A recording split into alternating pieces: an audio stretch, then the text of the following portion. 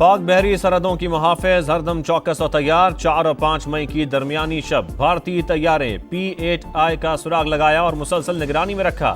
پاک بحریہ کسی بھی جارحیت کا مؤثر جواب دینے کے لیے کمر بستہ۔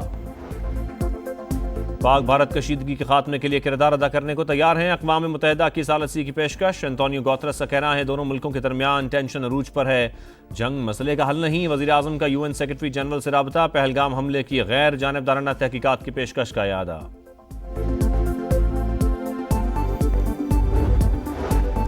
اور خیبر پختونخوا میں سیکورٹی فورسز کی مختلف کارروائیاں، 8 خوارج ہلاک، اسلحہ اور بارودی مواد برآمد۔ فائرنگ کے تبادلے میں نائک مجاہد خان مادر وطن پر قربان۔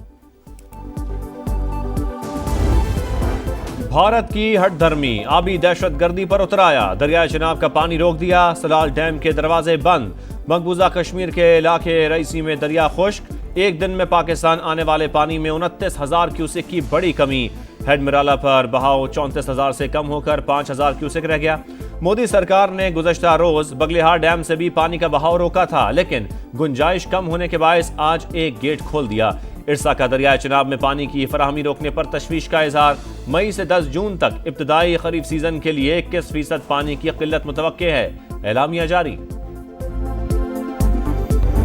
میں آج بھی کہہ رہا ہوں کہ it is an act of war, اور اگر وہاں پہ کوئی فیسلٹی بناتے ہیں وہ تو ہم اس فیسلٹی کو تباہ کریں گے، تباہ کریں گے۔ بالکل پانی روکا جانا بھی اسی میں ایکٹ آف وار میں شامل ہے۔ بالکل ایکٹ آف وار میں میرا خدشہ ہے کہ آئندہ جتنی جنگیں ہوں گی وہ پانی پہ ہوں گی۔ دریائے چناب میں پانی کی کمی کے معاملے کو اٹھائیں گے، بھارت کو سخت رد عمل دیا جائے گا۔ وزیر دفاع خواجہ آصف کی سما کے پروگرام ندیم ملک لائیو میں گفتگو، کہا آئندہ جنگیں پانی پر ہوں گی، ہماری سالمیت کو خطرہ ہوا تو پھر ہم نہیں تو کوئی بھی نہیں، حملہ ہوا تو جواب اس سے بھی زیادہ سخت ہوگا۔ اندازے ہیں جنگ LOC تک محدود رہے گی، نریندر مودی اور نیتن یاہو میں کوئی فرق نہیں۔ بھارت کی پھر جگہ سائی، پاکستان سچ سامنے لے آیا، کنٹرول لائن پر دہشت گردوں کے ٹھکانوں کا پروپیگنڈا جھوٹ کا پلندہ نکلا۔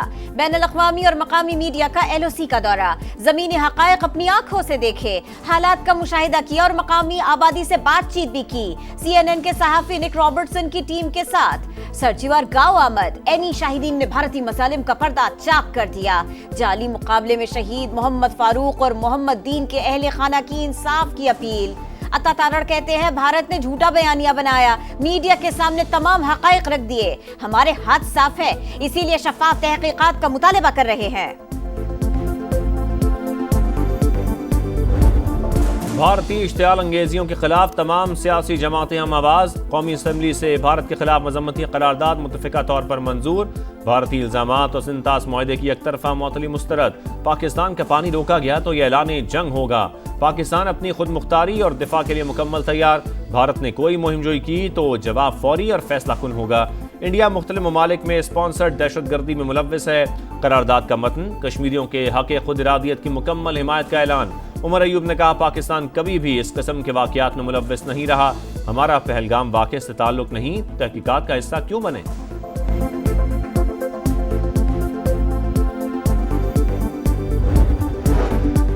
Pahalgam false flag operation Pakistan سے جوڑنے کی بھارتی کوشش مسترد۔ پاکستان کی برطانیہ کو غیر جانبدارانہ بین الاقوامی تحقیقات میں شمولیت کی دعوت۔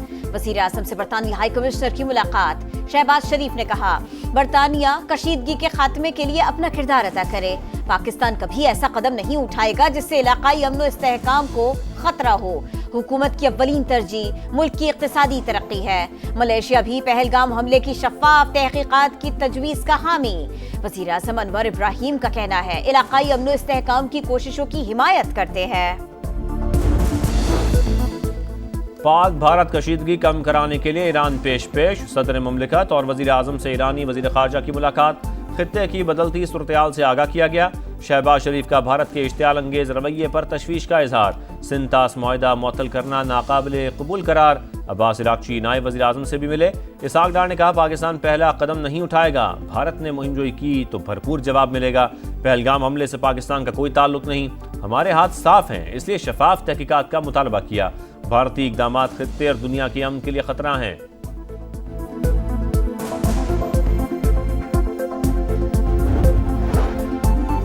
بھارتی جارحیت کے خلاف پاکستان اور چین یک زبان، مودی سرکار کے اقدامات علاقائی امن و استحکام کے لیے خطرہ ہیں۔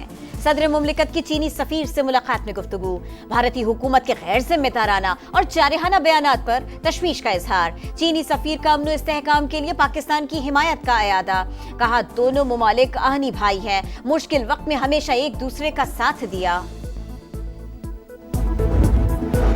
پاکستان خطے میں امن کا خواہش مند، خود مختاری کی خلاف ورزی پر پوری قوت سے جواب ملے گا، آرمی چیف کا ملک دشمنوں کو دو ٹوک پیغام۔ بلوچستان نیشنل ورکشاپ کے شرکاء کی سپہ سالار سے ملاقات، کہا غیر ملکی اسپانسرڈ دہشت گردی بلوچستان کی ترقی کے لیے سب سے بڑا خطرہ ہے، دشمن عناصر کے مذموم عزائم کامیاب نہیں ہو سکتے، مسلح افواج عوام کی مکمل حمایت سے دہشت گردی کے خلاف جنگ جاری رکھیں گی۔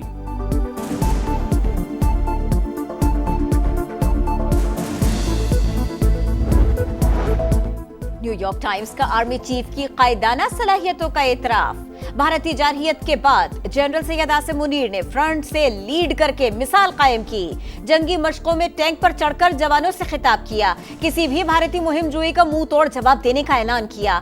امریکی اخبار کے مطابق جنرل سید عاصم منیر دو قومی نظریے پر یقین رکھتے ہیں، جبکہ بھارتی وزیر اعظم نریندر مودی مسلمانوں کو اپنے لیے خطرہ سمجھتے ہیں۔ پاکستان کا ملک دشمنوں کو واضح پیغام، دفاع ناقابل تسخیر، زمین سے زمین تک مار کرنے والے فتح میزائل کا کامیاب تجربہ۔ ISBR کے مطابق فتح میزائل جدید نیویگیشن سسٹم سے لیس 120 کلومیٹر تک ہدف کو درست نشانہ بنانے کی صلاحیت رکھتا ہے، تجربہ انڈس مشقوں کے دوران کیا گیا۔ مولانا فضل الرحمان کا قومی اسمبلی سے واک آؤٹ، کہا کوئی اہم حکومتی شخصیت ایوان میں موجود نہیں تھی، کس کو بات سناتے، پاکستان انتہائی نازک اور حساس دور سے گزر رہا ہے، حکومت اور اسٹیبلشمنٹ نے بھارتی جارحیت پر کہا کیا حکمت عملی بنائی، بتانے والا کوئی نہیں، ملک اس وقت داخلی جنگ کا متحمل نہیں ہو سکتا۔ وزیر اعظم سے بلاول بھٹو کی قیادت میں پیپلز پارٹی وفد کی ملاقات، گورنر کے پی، وزیر اعلیٰ سندھ اور بلوچستان کی بھی شرکت، موجودہ ملکی صورتحال پر تبادلہ خیال، آئندہ مالی سال کی بجٹ تجاویز پر بھی بات چیت۔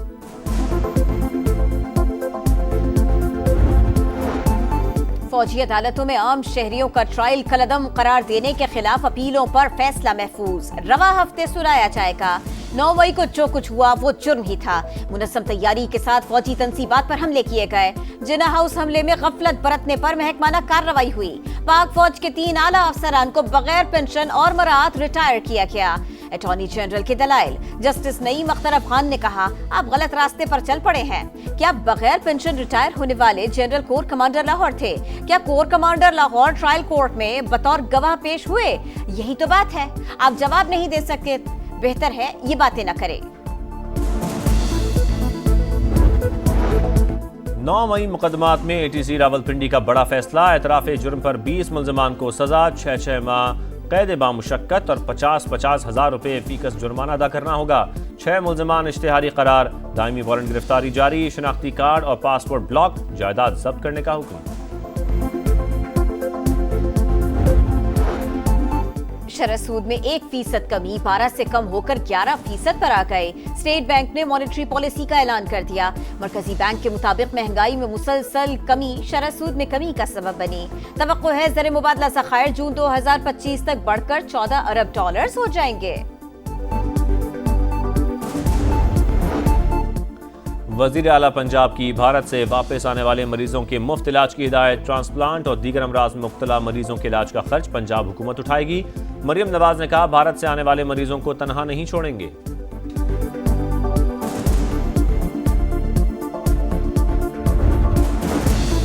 $36 ارب کا scandal, Khyber Pakhtunkhwa public accounts committee میں شدید گرما گرمی، اسپیکر بابر سواتی نے حکام کا جواب غیر تسلی بخش قرار دے دیا، بدھ تک رپورٹ طلب کر لی، کہا مسئلہ 36 ارب کا نہیں 200 ارب کا ہے، عوام کو پتہ چلنا چاہیے ہمارے ادارے کتنی بدعنوانی کر رہے ہیں۔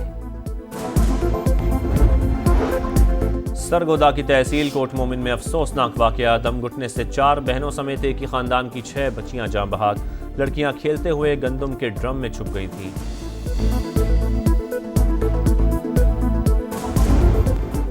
اور ملتان میں 2 پارٹنرز کا مقابلہ، بابر اور رضوان کا ٹاکرا، PSL میں ملتان سلطانز کی پشاور زلمی کے خلاف بیٹنگ جاری، میزبان ٹیم کے لیے میچ محض رسمی کارروائی، پشاور کے پاس پوزیشن بہتر بنانے کا موقع۔